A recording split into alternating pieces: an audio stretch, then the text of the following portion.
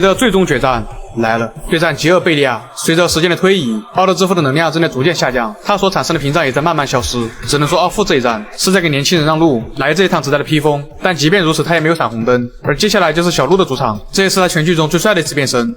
じーっとしててもどうにもならねえ。You go. I go. Here we go.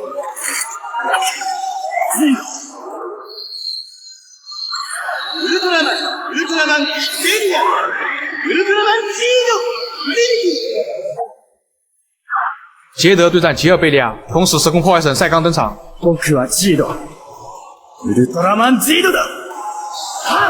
一上来就是光线对波，就是为了利用光线对冲，产生了时空裂缝对付贝利亚。但贝利亚又不是安培拉星人在原地罚站，直接起手吉尔爆裂，比杰德的数值高出数十倍，将赛刚一击消灭。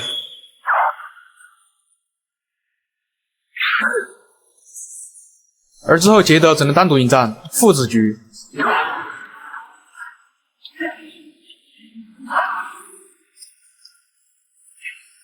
看到这里，大家可能也很疑惑，奥德之父哪儿去了？直接美美隐身。那么杰德也是不出意外被直接碾压。杰德切断光线，贝利亚数值碾压直接穿透。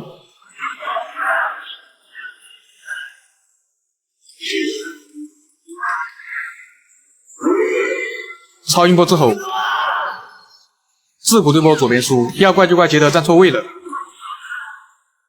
这里有个冷知识，杰德超音波之后只在正剧中出现过一次，并且还是看贝利亚使用杰尔咆哮之后，立刻模仿并学会了这个技能。諦めない。お前との決着は僕がつける。接下来前方高能，准备迎接概念神杰德之阵，杰德的证明。お前の声、力強く、崇高な意志だ。那么属于杰德的专属战歌起。杰德刚然形态，尊皇、豪勇、机敏，来自二王的维新之力。那么正片即将开始，五大金刚对战吉尔贝利亚，杰德原始率先登场。刚然回旋踢，高斯机敏日常划水，轮番上阵。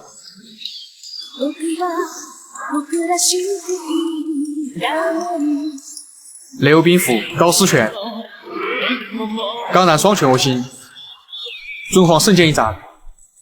杰德常用洗礼，笑出强大。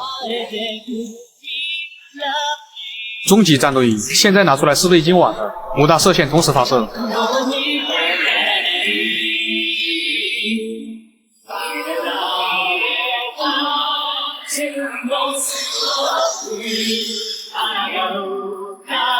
安培拉星人胶囊被动触发，原地吃下所有技能，不仅终极战斗仪被毁，就连极恶形态也被打没了。而之后就进行了计划的最后一步，将他带进时空裂缝，并在这里进行最后的决战。第四凶拳，一拳打进贝利亚的回忆。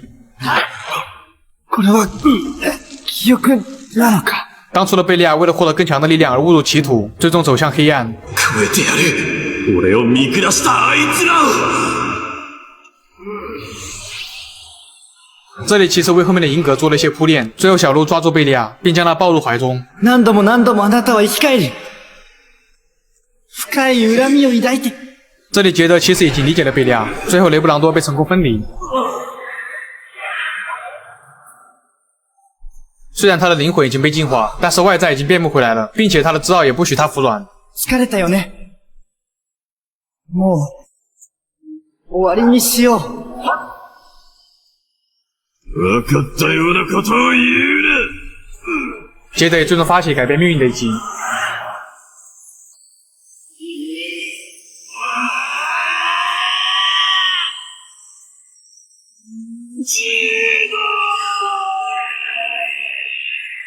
贝利亚在消失之前喊出了他的名字，间接暗示了小鹿成功改变命运。さよなら、父さん。而另一边，莱叶也在进行最后一战，这是他最开始的目标。此时的福井初开几乎已经没有力气反抗了，即便是在生命的尽头，他的心中依旧想着贝利亚。リアルさ、私はあなたのおそばに。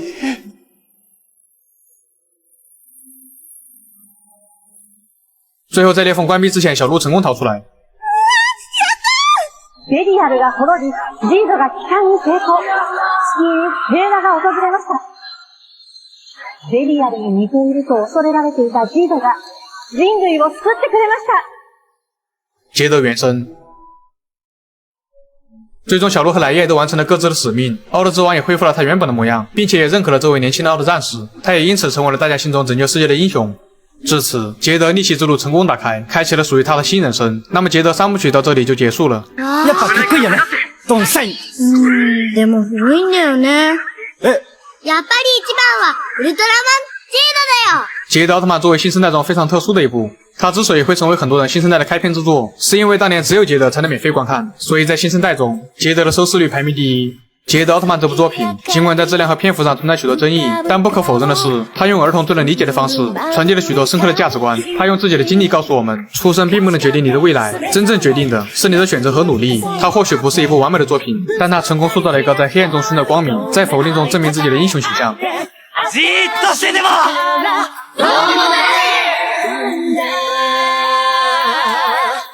那么杰德终章3部曲完美结束。僕はジード。ウルトラマンジードだ。